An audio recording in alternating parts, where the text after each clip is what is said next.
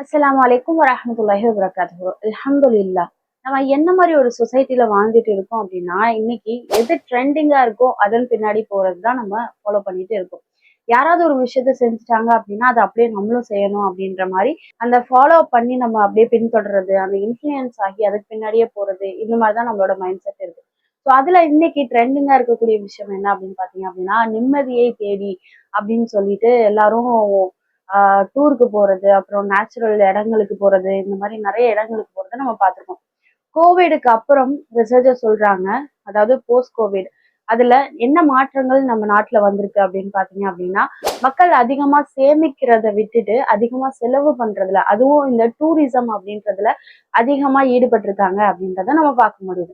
அல்ஹம்துலில்லாஹ். ஒரு கோவிட் என்ன பண்ணுச்சு அப்படின்னா, மரணம் அப்படின்றது எப்பனாலும் நடக்கும் அப்படின்றத ஒரு உள்ளத்துல ஒரு ஆழமா பதிய வச்சிருச்சு. ஸோ இந்த ஜென்ரேஷனுக்கு இந்த மரணத்தை கண் முன்னாடி பார்த்ததுனால, நல்லா இருந்தவங்க எல்லாம் சடனா டெத் ஆனதுனால என்ன தோணுது அப்படின்னா, இவ்வளோ ஈஸியான ஒரு வாழ்க்கை, சாதாரணமா முடிஞ்சு போகக்கூடிய ஒரு வாழ்க்கை, அதுல நான் சேர்த்து வச்சு யார் அனுபவிக்க போறா, ஸோ நானே அனுபவிக்கிறேன் அப்படின்னு நிறைய மக்கள் இந்த டூரிசம் அதை என்ஜாய் பண்றது, வெளியே போறது, மனசை அமைதிப்படுத்துறது, நிம்மதியா இருக்கிறது அப்படின்னு சொல்லிட்டு முன்னேற ஆரம்பிச்சிட்டாங்க. அல்ஹம்துலில்லாஹ். இது ஒரு நல்ல விஷயம்தான்.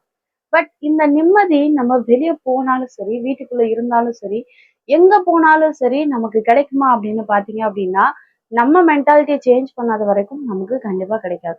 இப்ப நம்ம ஒரு ஊருக்கு போறோம், குடும்பத்தை எல்லாத்தையும் கூட்டிட்டு போறோம்னு வச்சுக்கோங்க. அங்க போய் ஒருத்தவங்க கான்ஸ்டன்டா கம்ப்ளைண்ட் பண்ணிட்டே இருக்காங்க.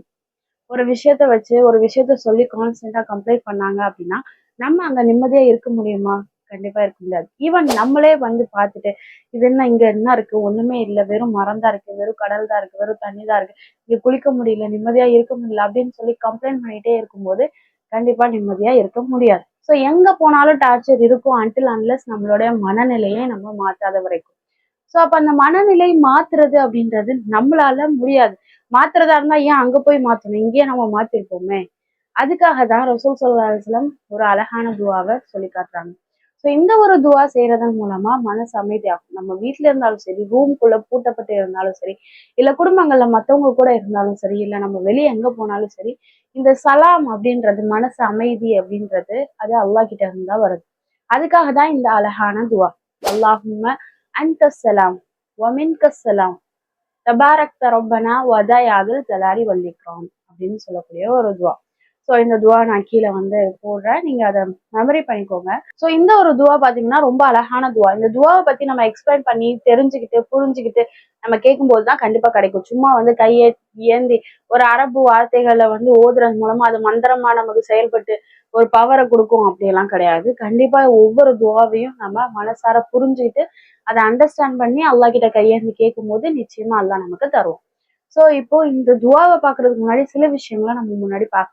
என்ன அப்படின்னா, இந்த சலாம் கல்போடைய அந்த அமைதி அது எங்க இருந்து கிடைக்கும் அப்படின்னா, அல்லாஹ் சொல்லி காட்டுறான், வல்லாஹுல்லதி, அல்லாஹ் இருக்கான் இல்லையா, அவன் ஒருவன் தான், அவன் தான் அஸ்ஸலாம் அப்படின்னு சொல்றான்.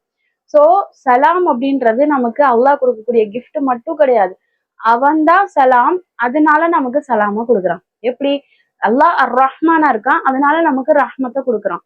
அப்போ அல்லாஹ் கிட்ட கேட்போம், யா அல்லாஹ் எனக்கு ரஹ்மத்தை கொடு அல்லாஹ், உன்னுடைய ரஹ்மாவை கொடு அல்லாஹ், உன்னோட அருளை கொடு அல்லாஹ். ஏன்னா அல்லாஹ் அர் ரஹ்மான், அதனால கொடுக்கக்கூடியவன். அதே மாதிரிதான் அல்லாஹ் அஸ்ஸலாம், அல்லாஹ் தான் பீஸ், அல்லாஹ் தான் அமைதி, அல்லாஹ் தான் எல்லாத்துடைய அந்த காம்னஸ். அப்போ அவன் தன்னுடைய ஒரு பண்பை மக்களுக்கு கொடுக்கக்கூடிய, தான் படைச்ச மனிதனுக்கு கொடுக்கக்கூடிய ஒரு விஷயம்தான் இந்த சலாம். ஸோ யூஸ்வலா இஸ்லாத்துல பார்த்தோம் அப்படின்னா, நம்ம ஃபர்ஸ்ட் கிரீட்டிங்கா என்ன சொல்லுவோம் அப்படின்னா, அஸ்ஸலாமு அலைக்கும் அப்படின்னு தான் சொல்லுவோம். அல்லாஹ் உங்களுக்கு சலாம் கொடுக்கட்டும் அப்படின்னு. உங்களுக்கு காசு கொடுக்கட்டும், செல்வத்தை கொடுக்கட்டும், ஆரோக்கியத்தை கொடுக்கட்டும், அதெல்லாம் எதுவுமே இல்லை. அது எல்லாமே வரும் எப்போ அப்படின்னா, அந்த சலாம் அமைதி, மனசு அமைதி ஆகும் போது. ஸோ இதெல்லாம் கிடைச்சாதான் மனசு அமைதியாகும். அப்படி கூட நம்ம வச்சுக்கலாம். அல்ஹம்துலில்லாஹ். ஸோ இந்த சலாம் அப்படின்றது இஸ்லாத்துடைய ரொம்ப ரொம்ப அடிப்படை. நம்ம சொர்க்கத்துக்கு போனதுக்கு அப்புறம் நமக்கு வேண்டியது எல்லாத்தையுமே அல்லாஹ் கொடுப்பான் அப்படின்னு சொல்றான். நமக்கு பிடிச்ச விஷயங்கள், சாப்பிட்றதுக்கு சரி, பெட்டு சரி, படுத்து தூங்குறதுக்கு சரி, அப்புறம் குடும்பங்கள்ல சந்தோஷமா இருக்கிறதுக்கு சரி, எல்லாத்தையும் அல்லாஹ் கொடுப்பான். வயசு அதிகமாகவே ஆகாது. அழகு பாத்தீங்கன்னா அவ்வளவு அழகா இருக்கும். மாளிகைகள் கிடைக்கப்படும். அதெல்லாம் நம்ம பார்த்திருக்கோம். ஆனா அங்க நம்ம முக்கியமான விஷயம் பார்த்தோம் அப்படின்னா, அங்க ஒரு விஷயம் ரிப்பீட்டடா நம்ம கேள்விப்பட்டுட்டே இருப்போம். என்ன அப்படின்னா சலாம் சலாம் அப்படின்னு. அதாவது அஸ்ஸலாமு அலைக்கும் இல்ல சலாம் அப்படின்ற ஒரு விஷயத்த அதிகமா கேள்விப்படுவோம் அப்படின்னு அல்லாஹ் குர்ஆன்ல மென்ஷன் பண்ணி காட்டுறான். சுபஹானல்லாஹ். சொர்க்கத்துல நமக்கு கிடைக்கக்கூடிய ஒரு விஷயம் தான் சலாம். அப்போ அந்த சலாம் இந்த உலகத்துல நமக்கு கிடைக்குமா அப்படின்னா அதோடைய ஒரு பகுதியை அல்லாஹ் இந்த உலகத்துல நமக்கு கொடுத்துருக்கான். கிடைக்கவே கிடைக்காது, சொர்க்கத்துல மட்டும் தான் கிடைக்கும், இந்த உலகத்துல எல்லாரும் அழுதுகிட்டே தான் இருக்கணும், கஷ்டப்பட்டுட்டே இருக்கணும், அப்படி இஸ்லாம் சொல்லவே சொல்லல. அல்லாஹ் அந்த சலாமை இந்த உலகத்திலயும் வச்சிருக்கான். ஆனா அதோடைய ஒரு பகுதி கம்ப்ளீட்டா அதை அட்டைன் பண்ண முடியலன்னா கூட ஒரு பகுதியை நம்மளோட உள்ளத்துல நம்ம ஃபீல் பண்ணலாம் இன்ஷா அல்லாஹ்.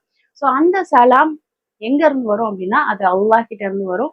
அல்லாஹ் தான் அஸ்ஸலாம் சலாத்தை கொடுக்கக்கூடியவன். அல்லாஹ் வந்து குர்ஆன்ல சொல்லி காட்டுறான், அலா பி திக்ரில்லாஹி தத்மஇன்னுல் குலூப். அல்லாஹ்வை நினைவு கூர்றதுனாலதான் உள்ளங்கள் அமைதி அடையுது அப்படின்னு.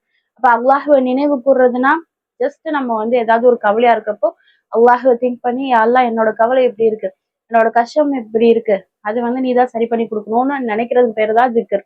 சுபஹானல்லாஹ் அல்ஹம்துலில்லாஹ் அல்லாஹ் அக்பர்னு சும்மா கையில ஓதிட்டு அந்த நம்பர்ஸ் அந்த கவுண்டிங் அப்புறம் அதோட நன்மை மட்டும் நம்ம அட்டன் பண்ணிக்கிறதுக்கு பேரு அல்லாஹ்வை திக்ர் செய்யறது கிடையாது. ரியல் மீனிங் அது கிடையாது. அதுவும் ஒரு பார்ட் தான். பட் அது ரியல் மீனிங் என்ன அப்படின்னா, எனக்கு ஒரு கவலை, எனக்கு ஒரு சோகம் இருக்கும்போது நம்ம மக்களை போய் தேடுவோம். ஒரு ரிலேஷன்ஷிப் மூலமா அதை முடிச்சுக்க ட்ரை பண்ணுவோம். ஸோ யாராச்சும் நம்மளோட கதையை வந்து மற்றவங்க கிட்ட சொல்லிட்டோம் அப்படின்னா அவங்க நமக்கு ஆறுதல் சொல்லுவாங்க அப்படின்னு அந்த மனசு அமைதியா மக்கள் கிட்ட போய் தேடுவோம். அந்த மாதிரி இல்லாம அலா பி திக்ர் இல்ல, இந்த இடத்துல அல்லாஹ்வே நினைவு கூற. ஸோ மனுஷங்க கிட்ட ஒருத்தவங்கள்ட்ட குறையா போய் சொல்றதுக்கு பதிலா அல்லாஹ் கிட்ட டைரக்டா, யா அல்லாஹ் எனக்கு இந்த மாதிரி மனசு கஷ்டமா இருக்கு, இவங்க இந்த மாதிரி எல்லாம் பேசிட்டாங்க, இவங்க இதெல்லாம் செஞ்சுட்டாங்க, அதனால நீ எனக்கு இதை சரி பண்ணி கொடு அல்லாஹ் அப்படின்னு கேட்கிறோம்ல, அதுக்கு பேரு தான் திக்ர்.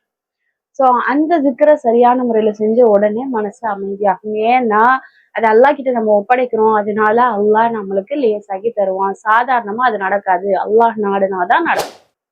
அதனாலதான் அல்லாஹ் சொல்றான், அல்லாஹ்வை நினைவு கூர்ந்தால்தான் மனசு அமைதியாகும், இல்லைன்னா ஆகவே ஆகாது. அதாவது ஒரு முஸ்லிமுக்கும் ஒரு முஸ்லிம் அல்லாத மனிதனுக்கும் காஃபிருக்கும் உள்ள வித்தியாசம் என்னன்னு பாத்தீங்கன்னா, நிறைய வித்தியாசங்கள் இருக்கும் அல்ஹம்துலில்லாஹ். பட் நான் பெக்யூலரா பார்க்கக்கூடிய வித்தியாசம் எது அப்படின்னா இந்த சலாம் தான். அல்லாஹ்வை வழிபடாத, மறுமையை நம்பாத, மறுமையில மேல நம்பிக்கை இல்லாத ஒருத்தனுக்கு இந்த உலகத்துல நிம்மதி அப்படின்றது எங்க போனாலும் கிடைக்காது.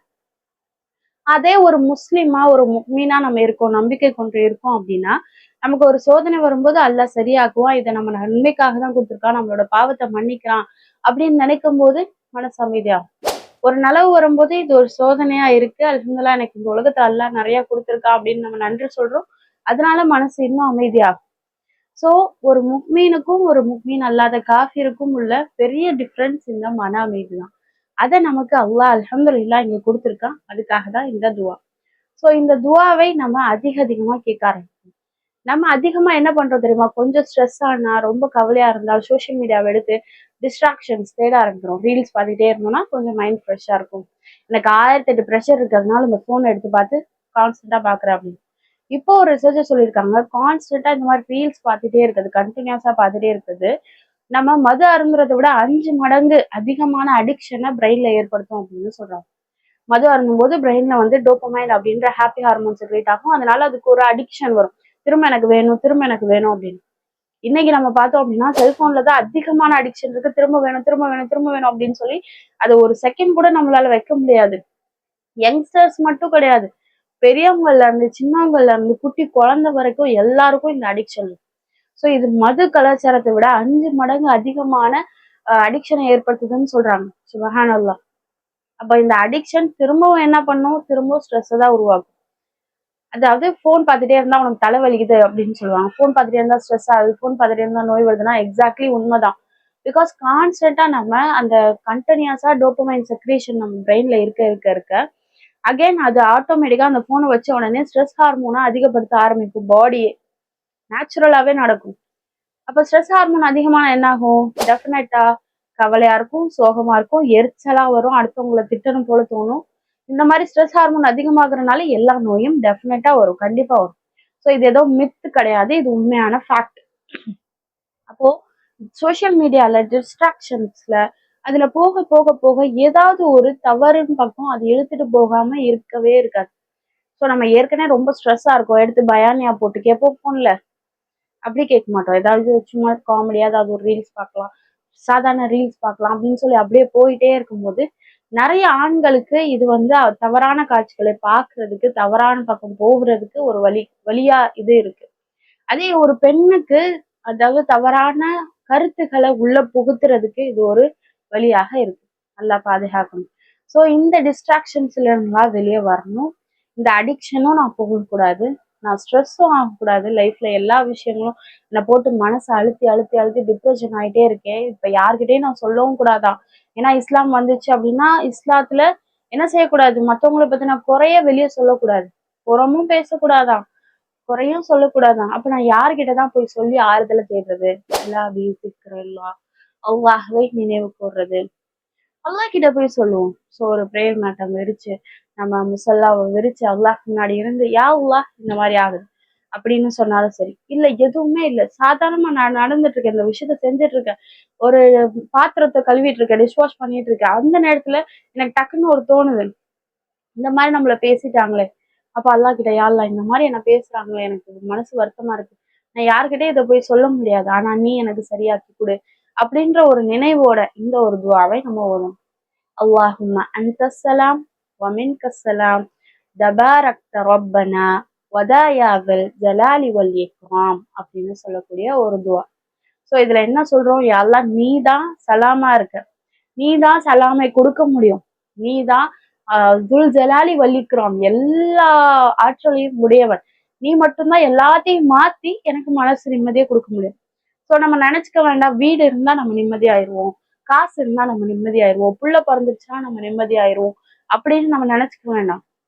எல்லா கட்டத்திலையும் சோதனைகள் இருக்கும். ஆனா இது எல்லாத்தையும் மீறி துல் ஜலாலி வல்லிக்கிறான், அல்லாஹ் தான் கண்ணியமிக்கவன், துல் ஜலால் எல்லா சக்தியும் உடையவன், அவன் நமக்கு ஒரு விஷயத்த கொடுத்துட்டான் அப்படின்னா அப்போ நமக்கு சலாம் அப்படின்றது உண்டாகும் இன்ஷா அல்லாஹ். ஸோ இந்த துவாவை இவ்வளோ தூரம் உணர்ந்து ஒவ்வொரு தொழுகையிலும் கேட்போம். எப்பெல்லாம் மனசு கஷ்டமா இருக்கோ அப்பெல்லாம் கேட்போம் இன்ஷா அல்லாஹ்.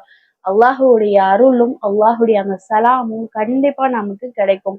கேட்கக்கூடியதை அல்லாஹ் கொடுக்கக்கூடியவன். இன்னும் குர்ஆன்ல அல்லாஹ் சொல்லி காட்டுறான், வல்லாஹு யதுஉ இலா தாருஸ் சலாம் அப்படின்னு சொல்றான் அல்லாஹ்.